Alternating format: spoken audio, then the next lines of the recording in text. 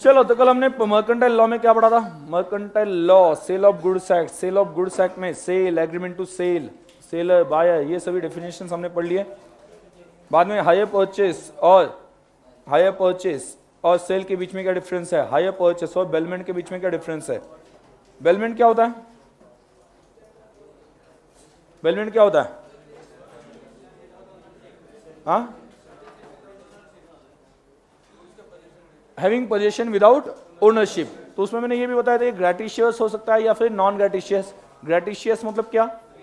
Free, मतलब जिसके बदले में हम कंसिडरेशन नहीं लेते। नॉन ग्रेटिशियस मतलब क्या? जिसके बदले में कंसिडरेशन लिया जाता है। सेल में तो हमेशा कंसिडरेशन होता ही है। सेल में पार्टी बायर, सेलर, और बेलमेंट में पार्टी कौन होती है? Bailor and bailee. Clear? Bailor मतलब क्या? बेलर मतलब क्या? जो पोजीशन देता है। और बेली मतलब क्या? जिसके पास पोजीशन है। क्लियर? ये हमने पढ़ा था। हायर परचेस में क्या होता है? ओनरशिप ट्रांसफर कब? When ownership will be transferred after at the end of what? At the end और at the last instalment. Clear? तब तक ओनरशिप किसके पास रहती है? वेंडर के पास। और सेल के केस में क्या होता है? ओनरशिप बायर के पास। क्लियर? तो ये हमने पढ़ा था। आगे सेल में क्या क्या होना चाहिए? इमीडिएट डिलीवरी होनी चाहिए गुड्स की। हाँ है ना? इमीडिएट डिलीवरी होनी चाहिए। ऐसा कब पढ़ा है मैंने कल ऑप्शन बताए थे।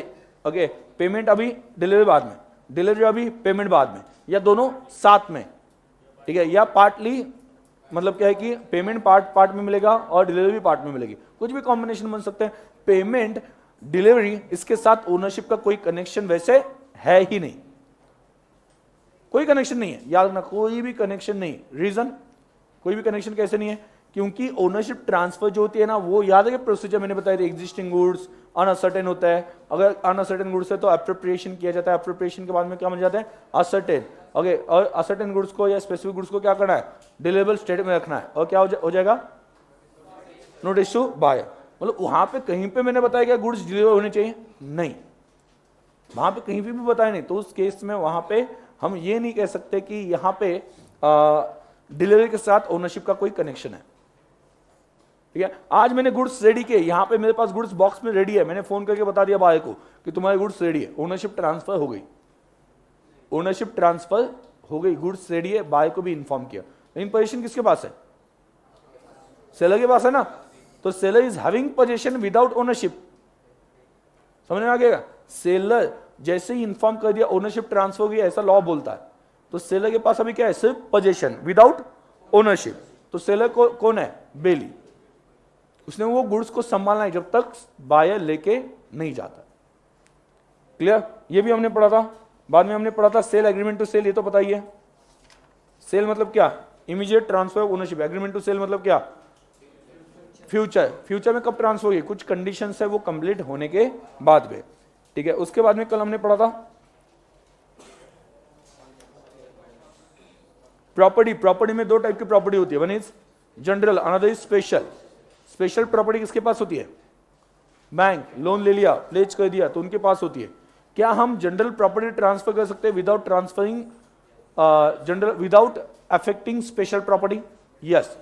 मतलब बैंक के राइट्स वैसे रहेंगे, आप जनरल प्रॉपर्टी ओनरशिप ट्रांसफर कर सकते हो, और जब बैंक को पैसा मिलेगा ना, तब उनकी स्पेशल प्रॉपर्टी, स्पेशल राइट जो वो खत्म हो जाएंगे। ये हमने पढ़ा था। ठीक है? यहां तक हमने पढ़ा था। अभी last on page number 2.10, ascertainment of price. Price कैसे फाइंड आउट की जाए? अभी एक गुड्स है आपके सामने, कोई भी गुड्स वहां पर लेके चलता है। ठीक है? ये गुड्स की प्राइस कितनी है, कैसे पता चलेगा? ये पेन की प्राइस कितनी है, कैसे पता चलेगा? हाँ, प्रोडक्शन कॉस्ट। अभी लॉ ये बताएगा कि कैसे प्रोडक्शन कॉस्ट निकालते हैं। ये लॉ बताएगा, ये कॉस्टिंग बताएगा। कॉस्टिंग सब्जेक्ट है आगे जाके, वो बताएगा। लॉ क्या बोलेगा, कैसे कैलकुलेट करनी है परचेस प्राइस। कैलकुलेशन के बारे में लॉ कुछ बोलता ही नहीं कभी कि इसकी प्राइस ऐसे कैलकुलेट करो। क्यों? पॉसिबल नहीं, बताना पॉसिबल नहीं। क्यों? क्योंकि वहां पे क्या है कि लॉ सिर्फ रूल्स बताता है कि हाँ ठीक है, कौन से प्राइस को आप सेल प्राइस मानोगे। तो लॉ इतना ही बोलता है कि ये प्राइस, ये गुड्स मैं जितने प्राइस पे बेचना चाहता हूं और आप जितने प्राइस पे लेना चाहते हो, ये जब बार्गेनिंग हो जाती है और फिक्स हो जाता है कि ये जो है वो 3000 रुपीज में दिया जाएगा। सर पेन कहाँ पे 3000? ये पेन अलग पेन है, ठीक है, वो डिजिटल पेन है, ठीक है, लैपटॉप वाला। क्लियर? तो इस केस में हाँ, तो ये 3000, इसकी जनरल प्राइस 3500 4000 वहां पे होती है। 1000 रुपये कहाँ पे मिलता है? 2-3 लाख के दे मुझे। हाँ चोर बाजार, यहाँ पे इस बैच में सभी गुंडे हो, चोरी बैठे हैं, ऐसा मुझे लग रहा है। ठीक है, जब भी कुछ पूछता हूँ तो ऐसे ही ऑप्शन निकलते हैं। ठीक है, तो 3000, तो लॉ क्या बोलता है कि प्राइस जो है वो दोनों के बीच में जो डिसाइड होती है वो प्राइस यहाँ पे मानी जाएगी। बाकी आप डिसाइड कर लो कि आपको कितने में बनता है ये गुड्स, कितने में मिला, कॉस्ट कितनी है, ये आप सोच लो। But if you are ready to sell it at 2000 even though cost is 3000, law को कुछ फर्क पड़ने वाला है क्या? नहीं। लॉ क्या बोलता है आपके बीच में क्या डिसाइड है? 2000, तो इसकी प्राइस कितनी है? 2000। भले ये 3000 में बना है, भले ये पेन 3000 में बना है। सुना मैं क्या बोल रहा हूं? तो प्राइस जो म्यूचुअली डिसाइड होती है वो प्राइस वहां पे कही जाती है। The price in a contract of sale may be fixed by the contract. Contract में फिक्स हो सकती है। कौन फिक्स करेगा? कौन? सेलर बाय, दोनों, सेलर और बाय दोनों। और may be left to be fixed in a manner thereby agreed. Underline करना, और may be fixed in a manner. Contract में ये भी लिख सकते हैं, ठीक है हमने फिक्स नहीं की तो हम वैल्यू फिक्स करेगा, दोनों मिलकर एक वैल्यू को अपॉइंट करेंगे, वो बताएगा इसकी प्राइस कितनी है। जैसे फॉर एग्जांपल बहुत सी बार ऐसा होता है, आपको कार बेचनी है, आपको भी पता नहीं कितने में बेचनी चाहिए और सामने वाले को भी पता नहीं, आपका दोस्त ही आपके पास से कार लेना चाहता है, आपकी कार है, ठीक है, तो ऐसे केस में आप क्या बोलोगे? मुझे भी पता नहीं कितने में बेचनी चाहिए, तो आप दोनों क्या करोगे? हाँ, बट म्यूचुअली कुछ अंदाजा तो होना चाहिए ना कि ये 2 साल यूज किए, 3 साल यूज किए, कितना मिलना चाहिए। कंफ्यूजन है, आपको लगता है कि नहीं दोस्त के पास से ज्यादा नहीं लेना है, तो उस दोस्त को लगता है नहीं इसको कम नहीं देना है, अप्रोप्रिएट अमाउंट देनी है ना। आप बोलोगे जाने तो तू दोस्त है भाई, क्या मतलब वहां पे 1.5 लाख में लेके जा। दोस्त क्या बोल रहे हैं? ऐसा मत कर, ठीक है, दोस्त के लिए वहां पे दे रहा हूं इसलिए सस्ते में मत दे, जो भी अप्रोप्रिएट प्राइस है उस प्राइस पे ले लूंगा। और वो दोस्त क्या अच्छा हो, ठीक है, कमी ना हो तो वो बोलेगा कि 1.5 लाख नहीं 1 लाख में ही दे दे। ओके, बट एक जनरली एक दोस्त अच्छा है, वो बोल रहा है कि ठीक है मैं मार्केट में जाता है तो मुझे जितने में मिलता उतने मुझे चाहिए, तो इसके लिए ऑप्शन क्या है आपके पास? आपको भी क्लियर नहीं इसकी कितनी प्राइस होनी चाहिए, सामने भी क्लियर नहीं। हाँ, थर्ड पर्सन कौन? बेसिकली क्या? हाँ ठीक है, मैकेनिक वगैरह कह सकते हैं, ठीक है, जो वहां पे गई दोनों गाड़ी लेके जाओ एक मैकेनिक के पास, मैकेनिक जो बोलेगा प्राइस, ओके, वो प्राइस वहां पे जनरली हम एक्सेप्ट कर लेंगे। ऐसा भी डिसाइड हो सकता है, मतलब उसमें एटलीस्ट प्राइस डिसाइड नहीं तो प्राइस कैसे डिसाइड होगी वो तो कंफर्म है ना। या तो प्राइस डिसाइड कर लो या प्राइस कैसे डिसाइड होगी उसका मैनर बता दो। कॉन्ट्रैक्ट में या तो प्राइस डिसाइड कर लो या फिर प्राइस कैसे डिसाइड होगी उसका तरीका बता दो। सुना ये वर्ड क्या बोल रहा है? ठीक है, या तो प्राइस फिक्स कर दो कॉन्ट्रैक्ट में, और may be left to be fixed in a manner thereby agreed. उन दोनों के बीच में जो एग्रीड मैनर का मतलब क्या? तरीका, वो तरीका वहां पे मेंशन कर दो। क्लियर? और may be determined by course of dealing between the parties. कभी कभी क्या होता है कि आपका उनके साथ ट्रांजैक्शन कंटिन्यूस चल रहा है, ठीक है, ट्रांजैक्शन कंटिन्यूस चल रहा है, तो ऐसे केस में कंटिन्यूस ट्रांजैक्शन अगर चल रहा है तो आपको लास्ट टाइम कितने में गुड्स बेचे थे? दो दिन पहले, वो पता था? यस, तो गुड्स आज एक्सपेक्टेड क्या है? उसी प्राइस पे आएंगे। अगर प्राइस चेंज हो जाती तो वो पहले बता देता आज प्राइस थोड़ी चेंज है, और उसने कुछ बोला नहीं तो मैं क्या मानूंगा? वही प्राइस है ना। समझ आ गया? अभी यहां पे देखो बहुत सी जगह पे पानी के टैंकर्स आते हैं जहां पे पानी कम है, पानी की मतलब क्या है कि थोड़ा सा शॉर्टेज है, वहां पे टैंकर्स आते हैं। ऐसा कुछ जगह पे होता होगा, मतलब पुणे के थोड़ा सा आउटसाइड जाते हो तो वहां पे क्या है कि टैंकर्स बुलवाने पड़ता है। तो टैंकर जो आते हैं, क्लियर, वो वहां पे कितना लेते हैं? मान लो पर टैंकर मान के चलते 700 रुपीज, वही है, मुझे पता नहीं आज का, बट जनरली जो बोल रहे हो 700 है पर टैंकर। 600 हो सकता है, 700 हो सकता है, 700 है, ठीक है। हम क्या करते हैं, समर के सीजन में शॉर्टेज होता है, इस वजह से लगभग 2 दिन के बाद में एक टैंकर बुलाते हैं पानी का सोसाइटी के लिए, ठीक है। अभी 3 बार हो चुके हैं कि वो हमारे पास टैंकर से पानी डाल के गए, 700 रुपए दे दिए। अभी अगली टाइम मैं उसे फोन कर रहा हूं और बोल रहा हूं कि हमें और एक टैंकर चाहिए और 2 दिन के बाद में, तो उससे प्राइस पूछूंगा? नहीं पूछूंगा ना। इसका मतलब यह है कि प्राइस फिक्स ही नहीं हुई। इसका मतलब ये है कि प्राइस फिक्स ही नहीं हुई, हो गई। कैसे हो गई? इन कोर्स ऑफ डीलिंग, उनके साथ जो रेगुलर डीलिंग चल रही, मतलब हर 2 दिन बाद फोन करके पूछते हो आज पानी की या टैंकर की कीमत कितनी है, ठीक है, फिर से 2 दिन बाद वो बोले पागल है कि क्या, मतलब क्या कि दिमाग गजनी की औलाद, ठीक है, समझ में नहीं आता। एक बार 700 रुपये बता दिया, 700 रुपये होता है वो 700 रुपये ही चलेगा, गाली देगा कि नहीं देगा, गजनी की औलाद, ठीक है। तो 2 दिन बाद पूछते हो, परसों तो बताया था 700 रुपये होता है, तो हम पूछते नहीं। बहुत सी बार जाके हम क्या है कि डायरेक्टली बोल देते, प्राइस पूछते ही नहीं। भैया 1 प्लेट पानी पूरी दे देना, ठीक है, ऐसा पूछते ना, वो भैया परेशान है, भैया मत बोलो, लगता है तो 5 रुपये कम कर देता हूँ, ठीक है, भैया मत बोलो, ठीक है, भैया 1 प्लेट पानी पूरी देना, ठीक है, और भैया ही बना देते हैं उसे, उसका चेहरा देखने लायक होता है वो सामने जो भैया है वो, ठीक है, ठीक है, मतलब किसी को भी भाई बनाना भैया, हाँ ठीक है, हाँ चलो ठीक है। तो वहां पे प्राइस नहीं पूछे, क्यों? क्यों? इन कोर्स ऑफ डीलिंग, उनके साथ डीलिंग कर करके पता चल गया कि इन कोर्स ऑफ भैया डीलिंग, ठीक है, तो ये पता चल गया कि 15 रुपए जो भी है 15 रुपीज पर प्लेट यहां पे मिलती है। और आप कोई नई जगह पे जाते हो तो जनरली पूछ लेते हो कितने में, समझ आया कि नहीं?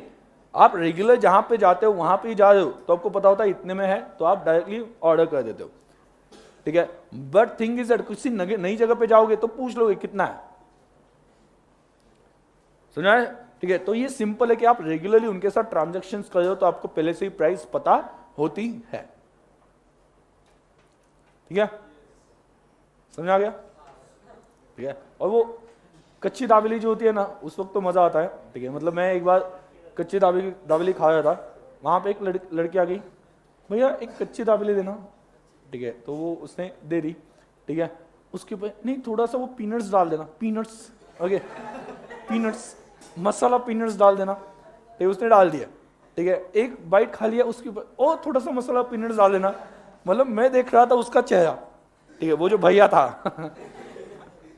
ठीक है, तो उसका चेहरा देख रहा था, उसका लॉजिक भी करते ना 10 रुपए की है, कितना पीनट्स खा लोगे, मतलब उसने 4 या 5 बार पीनट्स मांग लिए होंगे, ठीक है, और स्लोली जो है वो पीनट्स पहले इतने डाले होंगे तो बाद में थोड़ा कम होंगे, बाद में तो उसने 4-5 डाले होंगे नाम के लिए, ठीक है। तो ऐसा मत कहते जाओ भैया बोल के, क्या मतलब उसका क्या बोलते हैं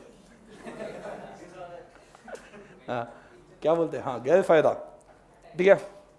मैं आपके लिए नहीं बोल रहा हूँ, मैं जो एक्सपीरियंस मुझे आया ये बोल रहा हूँ, ठीक है, किसी को यहाँ पे नहीं बोल रहा हूँ गर्ल्स को, ओके, नहीं तो बाहर जाके रोहन सर मुर्दाबाद, रोहन सर मुर्दाबाद, ओके, ऐसा ना हो, ओके, ऐसा किसी गर्ल्स के लिए नहीं, मैं एक्सपीरियंस आया मुझे, जहाँ पे मैं पानीपुरी, मतलब बहुत सी बार एक्सपीरियंस आया, पानीपुरी और वो दाबेली के जो होते हैं ना, ठेले लगे होते हैं ना, वहाँ पे मुझे बहुत सी बार जब भी मैंने स्पेशली गर्ल्स आ गई उस वक्त ये एक्सपीरियंस आ गया, ठीक है। तो ऑब्जर्वेशन, ठीक है, ऑब्जर्वेशन में ट्रांजैक्शन पे कर रहा था क्योंकि आपको बाद में पढ़ाना है ना, ओके, तो ऑब्जर्वेशन ट्रांजैक्शन पे था, बाकी किसी चीज पे नहीं था, ठीक है। आगे, हाँ ठीक है, समझ में आ गया? ओके, आगे, हाँ हाँ समझ में आ गया सर। तो where the price is not determined in accordance with the foregoing provision, the buyer shall pay the seller, underline करना, price not decided, buyer shall pay reasonable price, और reasonable price क्या है? Dependent on fact, कि goods कौन से है उसके ऊपर डिपेंड करता है कि रीजनेबल प्राइस। रीजनेबल प्राइस मतलब क्या है? एक एग्जांपल लेके चलता है, कुछ तो भी एग्जांपल लेंगे, हाँ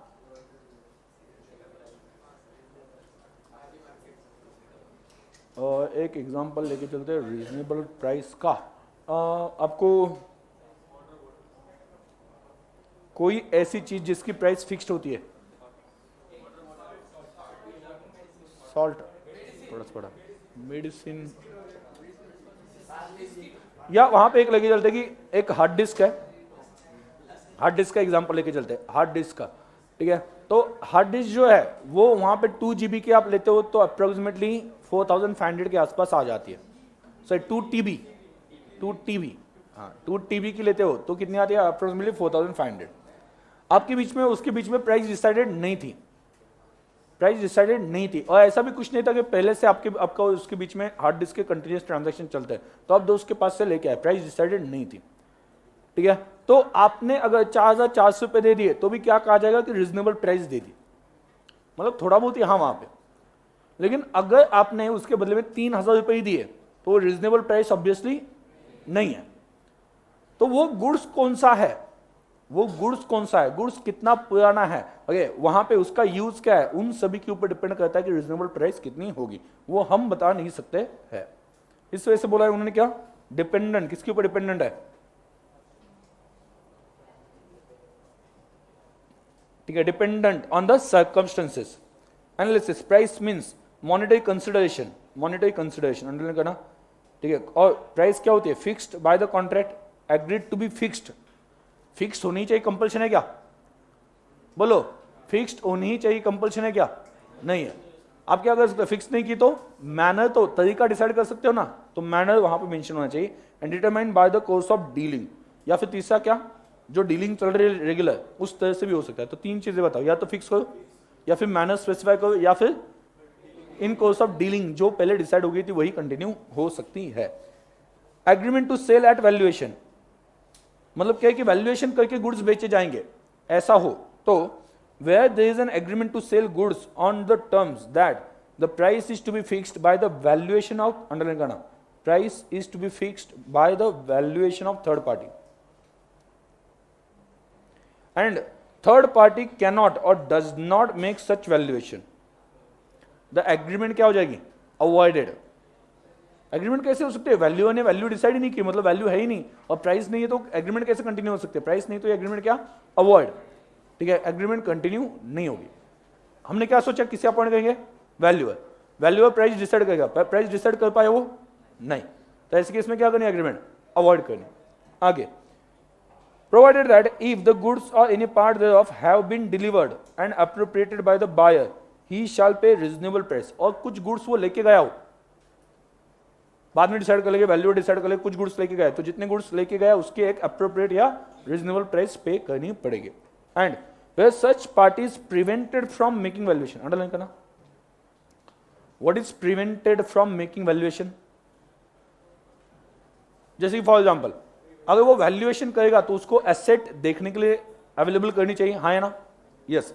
सेलर क्या बोल रहा है कि जब भी उसे वैल्यूएशन के लिए फोन किया जाता है वो वैल्यूअर फोन करता है, सेलर बोलता है कि आज नहीं कल आ जाओ, आज नहीं कल आ जाओ, मतलब वो वैल्यूअर कैलकुलेशन या वैल्यूएशन कर ही नहीं पाया, तो ऐसे केस में क्या होगा, ऐसे केस में क्या, अभी बायर डिसाइड करेगा, बायर के पास ऑप्शन होगा, ऑप्शन क्या होगा कि ये कॉन्ट्रैक्ट कंटिन्यू करना है कि नहीं करना, मतलब ये कॉन्ट्रैक्ट क्या हो गया, वॉइडेबल, वॉइड एबल, एबल का मतलब क्या, जिससे वॉइड बनाया जा सकता है, किसी तो एक पार्टी को ऑप्शन मिलेगा, ऑप्शन क्या कि कॉन्ट्रैक्ट कंटिन्यू करना है कि डिसकंटिन्यू करना है, गलती किसकी है, सेलर, तो ऑप्शन किसे मिलेगा, बायर।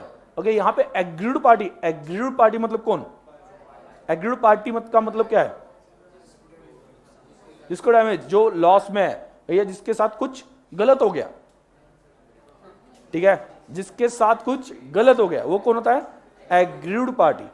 एग्रीड पार्टी को ऑप्शन मिलता है, ऑप्शन क्या, कॉन्ट्रैक्ट कंटिन्यू करना या नहीं करना, और उसे हम क्या बोलते हैं, वॉइडेबल। वॉइड में क्या होता है, खत्म, और वॉइडेबल में ऑप्शन है खत्म करने का, एक पार्टी को ऑप्शन है, क्लियर। तो यहां पे अगर वैल्यूएशन करने से रोका डायरेक्टली इनडायरेक्टली, तो वहां पे दूसरे पर्सन को ऑप्शन मिलता है कॉन्ट्रैक्ट कंटिन्यू करना है कि नहीं करना, क्लियर, तो वो छोड़ भी सकता है। तो यहां पे buyer the party not in default में maintain a suit for damages, damages के लिए केस कर सकते हो, आप क्या कर सकते हो, डैमेजेस के लिए केस कर सकते हो, अंडरलाइन करना, केस फॉर डैमेजेस।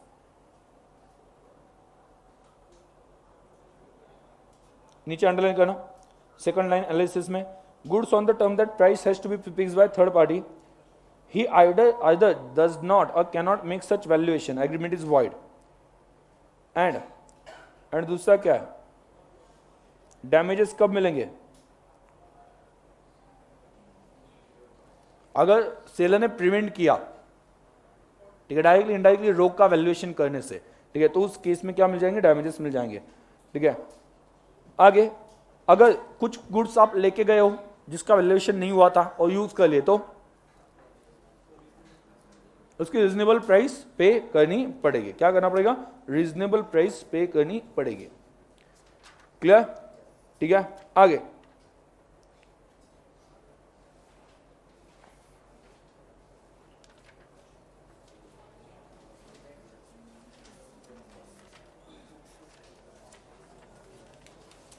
सबसे पहले आना पेज नंबर 2.30 पे।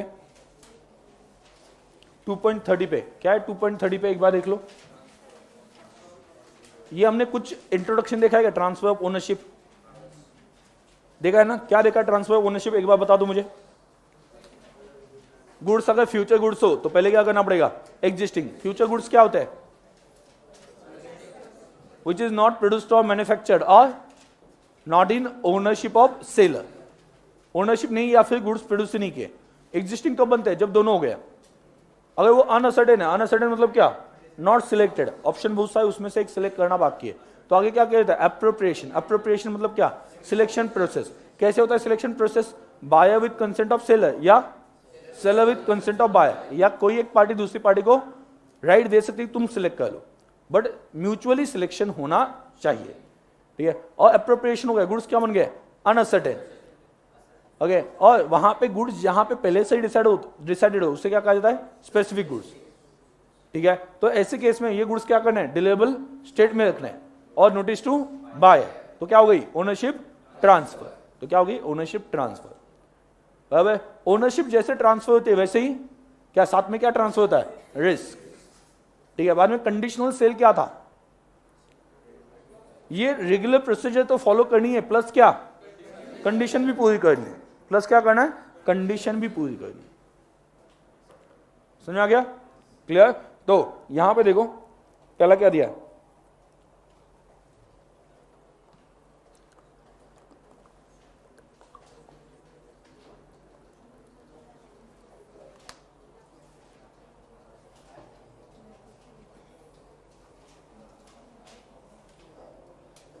हाँ,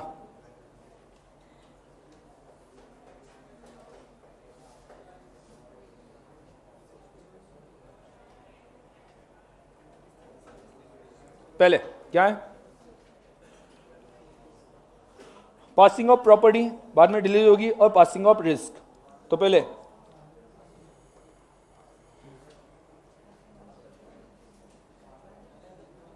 पहला अंडरलाइन करना importance of the time of transfer. उसमें पहला अंडरलाइन करना क्या इंपॉर्टेंस है, क्यों देखना है? ध्यान दो, क्यों देखना है कि ओनरशिप कब ट्रांसफर हो गई? क्योंकि ओनरशिप ट्रांसफर होने के साथ साथ रिस्क ट्रांसफर होती है। तो लॉस हो गया, तो लॉस किसका हुआ ये जानने के लिए पहले क्या जानना पड़ेगा? ओनरशिप किसके पास थी, और ओनरशिप किसके पास है ये जानने के लिए ओनरशिप कब ट्रांसफर होती है ये समझना पड़ेगा। तो इस वजह से पहला लाइन अंडरलाइन करना, general rule is that risk prima facie. Prima facie मतलब क्या? दो चीजें होती है, prima facie and conclusive. Prima facie मतलब क्या? इनिशियली या जनरली, हम जैसे बोलते हैं जनरली ऐसा होता है, बट कुछ एक्सेप्शनल केसेस में रिस्क बाद में ट्रांसफर हो सकती है। प्राइमा फेसी मतलब क्या है? कि जो फाइनल नहीं है, विच इज नॉट फाइनल, उसे कहा जाता है प्राइमा फेसी। देख के इमीडिएटली जो लगता है ना वो प्राइमा फेसी होता है। समझ आ गया? ओके, मतलब देख के इमीडिएटली जो लगता है, जैसे कि फॉर एग्जांपल किसी पर्सन को देख के आपको लगता है, ठीक है, कि ये मतलब क्या है कि ये शायद से बिल्कुल भी पढ़ता नहीं होगा, ठीक है, बहुत एकदम गुंडा है, डाकू है, हाँ, ओके, ऐसा अगर लगता हो तो ये क्या है कि आपका प्राइमा फेसी, ओके, ये इंप्रेशन है, मतलब जो पहला इंप्रेशन बनता है उसे हम क्या बोलते हैं? Prima facie. ठीक है, और बाद में आपको सबूत मिल गए तो क्या हो जाता है? कंक्लूसिव। कंक्लूसिव मतलब क्या? फाइनल। समझा गया? कंक्लूजन मतलब क्या? फाइनल। अभी आपने भी मुझे पहली बार देखा होगा तो उस वक्त लगा कि सो एकदम स्ट्रिक्ट दिखता है, लगा था ऐसा? स्टूडेंट मुझे बोलते हैं कि पहली बार देख के ऐसा लगा कि सर आप बहुत अब पहली बार देख के बोला, मैं हूं नहीं हूं ये आगे की बात है, ठीक है, पहले दिन से नहीं लगा, चलो इंप्रूवमेंट है मुझ में, मतलब पहले दिन से नहीं लगा, ये लगा था? लगा था सर सिंसियर, स्ट्रिक्ट है, सिंसियर नहीं, हाँ सॉरी नहीं, मैं पहले से बोलता हूं कि मैं खुद सिंसियर स्टूडेंट नहीं था, but I am sincere teacher. ठीक है, मतलब जब बात पढ़ने की आती है, मतलब पढ़ाई की पढ़ने की आती है, तो मैं सिंसियर नहीं था, चलो आज का कल, कल का परसों, ऐसा टाइप का, मतलब पढ़ने का बात हो, बट जब टीचिंग के लिए पढ़ना होता है, ये टीचिंग के लिए कुछ करना होता है तो ऑटोमेटिकली वो सिंसियरिटी आती है, क्या पता नहीं, मतलब वो रिस्पॉन्सिबिलिटी होती है ना कि सामने इतने स्टूडेंट्स हैं, ठीक है, मतलब अपना खुद का कुछ हो तो वो थोड़ा सा पोस्टपोन कर सकते हैं, ठीक है। तो हाँ, सिंसियरिटी नहीं, मतलब वो ऐसा लगा होगा, बहुत से स्टूडेंट्स बोलते हैं कि सर आपको देख के ऐसा लगा कि नहीं, मतलब वो आप बहुत ही स्ट्रिक्ट होंगे या ऐसा बहुत, अभी आपको क्या लगा पता नहीं। हाँ, वो जो भी आपने सोचा था दैट वाज प्राइमा फेसी, ठीक है, समझ में आ गया, दैट वाज प्राइमा फेसी, क्योंकि वो जो आपने सोचा था वो फाइनल नहीं होगा, चेंज भी हो सकता है ना, जो भी आपने सोचा वो चेंज भी हो सकता है ना। आपने सोचा कि नहीं सर स्ट्रिक्ट नहीं है, मैं स्ट्रिक्ट बन जाऊं तो हो सकता है ना, आप पढ़ाई नहीं कर रहे, ऐसा हो गया लगता है, ठीक है। तो वहां पे ऐसा मैंने एक बैच में किया है, एक बैच में ऐसा किया है कि पहले बहुत मतलब क्या है कि हंगामा चलता था और मुझे लगा कि नहीं अभी ये स्टूडेंट ने वहां पे पढ़ना चाहिए, ठीक है, बिल्कुल भी यहाँ वहां पे कुछ नहीं होना चाहिए, तो मैं उनको जो जो पढ़ाता ना दिन भर दूसरे दिन लिख के लाने के लिए बोलता था, और लिख के नहीं लाओगे तो मैं उस वक्त अकाउंट्स लॉ इकोनॉमिक्स पढ़ाता था, मतलब 3.5 घंटे सामने खड़े रहने का, ठीक है। तो उस वक्त ऐसा था कि मैं आ भी गया, ठीक है, तो भी स्टूडेंट्स इमीडिएटली भाग के अंदर अपने अपने जगह पे बैठ जाते थे, क्यों, क्योंकि उनको लगता था कि नहीं सब बाद में पूछेंगे कि तूने लिखा है नहीं लिखा है, और गलती से पकड़ा गया कुछ प्रॉब्लम तो वो खड़े कर देंगे 3.5 घंटे के लिए। तो ऐसा वहां पे क्या है कि स्ट्रिक्ट बन सकता हूँ, जनरली नहीं बनता हूँ, तो बनना अपनी चॉइस है, ठीक है। मतलब मुझे पर्सनली क्या लगता है, इस एज पे जो स्टूडेंट्स है उनको कुछ बताने की जरूरत लॉजिकली नहीं पड़नी चाहिए, ठीक है। मतलब ये आप थोड़ी ना फर्स्ट स्टैंडर्ड के हुए बच्चे हो, मतलब क्या है कि ऐसा मतलब वहाँ पे जो टीचर है या मतलब वहाँ पे जो लोग रहते हैं वो खड़े रहते हैं, हाँ नाक से कुछ निकला तो वहाँ पे पूछने आ जाओ, ठीक है। बच्चों का ऐसा ही होता है ना, अरे ऐसा मत करो, यहाँ पे मत बैठो, यहाँ पे वो मत करो, वहाँ पे वो मत करो, ठीक है। ये बताने की जरूरत है, ये सब कुछ समझ में आता है ना आपको, क्या सही है क्या गलत है। तो मुझे लगता है कि इस लेवल पे, ठीक है, जो स्टूडेंट्स आते हैं उनको कुछ बताने की जरूरत नहीं पड़नी चाहिए कि आपने पढ़ाई करनी चाहिए, आपने ठीक से सुनना चाहिए, ये बताने की जरूरत पड़नी नहीं चाहिए। आप पहले ही सीए करने के लिए आए हो तो ये मान के ही आए हो कि नहीं मैं पढ़ाई करूंगा, तो और क्या बताएं, समझा गया, ठीक है। तो उतने आप क्या बोलते हैं कि मैच्योर्ड इनफ हो, ओके, ये मान के हम चलते हैं बेसिकली टीचर, प्राइमा फेसी हाँ यहाँ भी आ गया प्राइमा फेसी, मैच्योर्ड हो, ओके, ऐसा प्राइमा फेसी है, बट वो बाद में चेंज होता ही है, ठीक है। तो कंक्लूसिव एविडेंस कुछ डिफरेंट हो सकता है, जैसे कि फॉर एग्जांपल ओके, आप कहीं पे मतलब क्या है कि मर्डर हो गया, वहां से 2-4 लोगों को आपने भागते देखा वहां से उस प्लेस से, ठीक है, प्राइमा फेसी क्या लगेगा, उन्होंने मर्डर किया, समझ आ गया, उन्होंने मर्डर किया, क्या वो कंक्लूसिव है वो वहां से भागे, मतलब वो कंक्लूसिव है कि उन्होंने खून किया, नहीं, but it is prima facie evidence, ठीक है। बट बाद में ओके एक रिकॉर्डिंग मिल जाती है जिसमें उन्होंने प्रॉपर्ली खून किया है ऐसा दिख रहा है, तो वो क्या हो गया, कंक्लूसिव, समझा गया। तो लॉ में 2 वर्ड्स हमेशा यूज किए जाते हैं, वन इज प्राइमा फेसी, दूसरा कंक्लूसिव। प्राइमा फेसी मतलब जो चेंज हो सकता है विच इज नॉट फाइनल, और कंक्लूसिव मतलब क्या, विच इज फाइनल, समझ में आ गया क्या है। तो इस वजह से वो प्राइमा फेसी बोल रहे हैं, मतलब क्या चेंज हो सकता है। Prima facie risk transfers with ownership, मैंने आपको पहले ही बताया कि नॉट नेसेसरी कि हर टाइम रिस्क ओनरशिप के साथ ही ट्रांसफर हो। एग्रीमेंट में हम ऐसा भी लिख सकते हैं ओनरशिप आज ट्रांसफर होगी, रिस्क डिलीवरी के बाद में ट्रांसफर होगी, ऐसा भी कर सकते हैं। तो इस वजह से उन्होंने क्या लिखा है, this is prima facie, not sure, not 100%। Prima facie मतलब क्या, विच इज नॉट फाइनल विच में चेंज, लगता है तो वहां पर लिख देना आपको पता ना हो तो। और कंक्लूसिव मतलब क्या, विच इज फाइनल, याद रहेगा, नहीं रहेगा ऐसा लगता है तो लिख लो वहां पे, हाँ। और लॉस किसके ऊपर जाएगा, लॉस किसके ऊपर जाएगा, लॉस किसके ऊपर जाएगा, जो ओनर है ना। तो passing of property, passing of property पहले क्या देख, एक आपको बॉक्स में दिया है, कौन से पेज पे, 2.31, स्पेसिफिक और असर्टेन गुड्स होने चाहिए, पासिंग ऑफ अनअसर्टेन गुड्स मतलब अलग अलग सिचुएशन बताया, गुड्स ऑन अप्रूवल और transfer of property in case of reservation of right to disclosure, मतलब ये लिख दो वहां पे conditional sale, reservation of right to disclosure मतलब डिस्पोजल, मतलब क्या कंडीशन रखी है कि अगर तुमने पैसे नहीं दिए तो ये गुड्स मैं किसी और को बेच दूंगा। तो उन्होंने क्या किया, वो गुड्स रिजर्व किए, राइट रिजर्व किया कि नहीं ये गुड्स मैं किसी और को बेच सकता हूं। Reservation of right to disclosure मतलब क्या, इन शॉर्ट कंडीशनल सेल। पहला प्रॉपर्टी, प्रॉपर्टी तो क्या होना चाहिए, where there is a contract, okay, where there is a contract for sale of specific और ascertained goods, the property in them transfer to the buyer at such time as the parties to the contract intends to be transferred.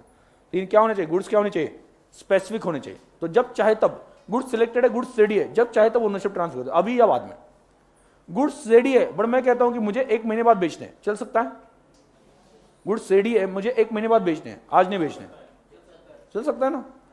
Goods ready नहीं है, मैं अभी बेचना चाहता हूं, नहीं चल सकता ना?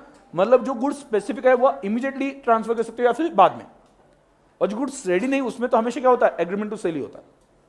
इस वजह से वहां पे क्या लिखा है कि आप वो इमीडिएटली ट्रांसफर कर सकते हो या बाद में ट्रांसफर कर सकते हो। लेकिन जो गुड्स रेडी नहीं है उसमें तो कंपल्सरी बाद में एग्रीमेंट टू सेल ही होता है, ठीक है? तो वहां पे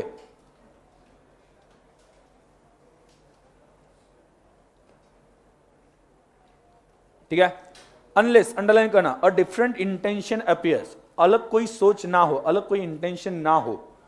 The rule contained in the section 20 to 24 are rules for ascertaining the intention of the parties as to the time at which the property in the goods is to pass to the buyer। अगर देखो ध्यान दो, goods ready है, सब कुछ है, और कुछ भी बोला नहीं, ओनरशिप कब ट्रांसफर होगी, तो कब ट्रांसफर होगी, कब ट्रांसफर होगी, इमीडिएटली। और उनको लगता है नहीं इमीडिएटली नहीं ट्रांसफर होनी चाहिए, तो उन्हें क्या करना चाहिए, मेंशन करना चाहिए, क्या, स्पेसिफिक डेट कि 15 दिन बाद ट्रांसफर होगी। कुछ भी लिखा नहीं, इसका मतलब क्या है, इमीडिएटली वो ट्रांसफर करना चाहते हैं। समझ में आया कि मैं क्या बोल रहा हूं, ठीक है? अगर कुछ भी नहीं बोला है इसका मतलब वो इमीडिएटली ट्रांसफर करना चाहते हैं। स्टेजेस, स्टेजेस क्या बताएं, specific goods in deliverable state, ठीक है, इमीडिएट ट्रांसफर होगा डिलीवरेबल स्टेट में। Specific goods to be put into the deliverable state, specific goods in deliverable state when seller has to ascertain price. मतलब basically ownership transfer करते वक्त क्या होना चाहिए, पहले मैंने जो बताया बहुत सिंपल बता दिया है, क्या, गुड्स रेडी हो, स्पेसिफिक हो या असर्टेन हो, बाद में क्या, डिलीवरेबल स्टेट में हो, और बायर को इंफॉर्मेशन दे दो। बाकी प्राइस की हो गया, कंडीशन वो अलग से आ गई तो अलग बात है, बट जनरली जिस दिन आप बायर को इन्फॉर्म करते हो गुड्स रेडी है, उस दिन ओनरशिप ट्रांसफर हो जाती है। स्पेसिफिक इन, अभी आप मुझे बताओ, वो देखो मत, मुझे बताओ, specific goods in deliverable state ownership कब ट्रांसफर होगी, इमीडिएट, इमीडिएट। लेकिन उन्होंने बोला कि नहीं पहले प्राइस चाहिए, मतलब ये कौन सा सेल हो गया, कंडीशनल, तो कब ट्रांसफर होगी, कंडीशन फुलफिल होने के बाद में। Clear? When there is unconditional contract, बोलो, ये बोल रहे अनकंडीशनल कॉन्ट्रैक्ट हो तो कब ट्रांसफर होगी, इमीडिएट, और कंडीशनल हो तो कंडीशन पूरी होने के बाद में। उसके बाद में क्या बताया, specific goods to be put into the deliverable state, deliverable state में रखना है, टू बी पुट मतलब रखना है, तो क्या, where there is a contract for sale of specific goods and the seller is bound to do something to the goods for the purpose of putting them in delivery state, ownership कब transfer होगी, अभी तक delivery state में नहीं, packing नहीं है, तो बोलो क्या होगा, पहले पैकिंग कर लो तो क्या आ जाएगा, डिलीवरेबल स्टेट में आ जाएगा, और डिलीवरेबल स्टेट में आने के बाद में क्या करना है, notice to buyer, then ownership will be transferred. Clear? आगे, specific goods in deliverable state when seller has to do anything thereto in order to ascertain price, मतलब प्राइस ही डिसाइड नहीं है, और प्राइस डिसाइड करने के लिए उनको कुछ करना है, तो उस केस में क्या करोगे, property does not pass until such act or thing is done.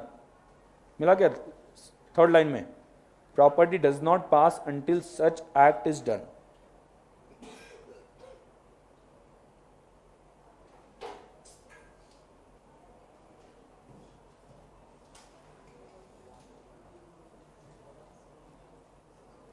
यहां पे दिया है एक example, A sold carpet to company which were required to be laid. एक कंडीशन है, क्या है, कारपेट सिर्फ देना नहीं है, वो डाल के देना है, ठीक है, और उनने सिर्फ ला के रख दिया और इमीडिएटली चोरी हो गया, इमीडिएटली चोरी हो गया। अभी यहां पे क्वेश्चन ये बनता है ओनरशिप किसके पास थी, सेलर के पास, क्यों, कंडीशन पूरी नहीं हुई तो सेलर के पास है, तो आपको वही लिखना है, ठीक है। अब आप लिखते हो कैसे लिखते हो, generally if goods are specific goods और ascertained goods and it is in deliverable state and notice is given to buyer, then ownership will be transferred. But if there is any additional condition specified in the agreement then additional condition must be fulfilled before transfer ownership. ये आपको इतना तो लिखना पड़ेगा ना, और बाद में एक्सप्लेन करना पड़ेगा कि हाँ यहाँ पे जो है वो उसने कंडीशन अभी तक पूरी नहीं की थी, क्योंकि वो कारपेट डाल के देना था, सिर्फ कारपेट रखना नहीं था वहां पे जाके। क्लियर? ठीक है, आगे गुड्स क्या होने चाहिए? असर्टेन।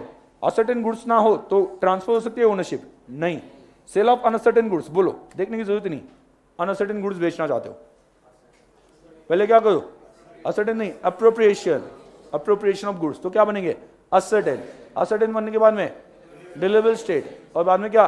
Notice to buy. ठीक है, ओनरशिप ट्रांसफर हो गई। और डिलीवरी टू द कैरियर। ठीक है, चलो अभी हम ब्रेक ले लेंगे, उसके बाद में देख लेंगे। ठीक है, टाइम हो चुका है, तो ब्रेक के बाद में आगे कंटिन्यू कर लेंगे।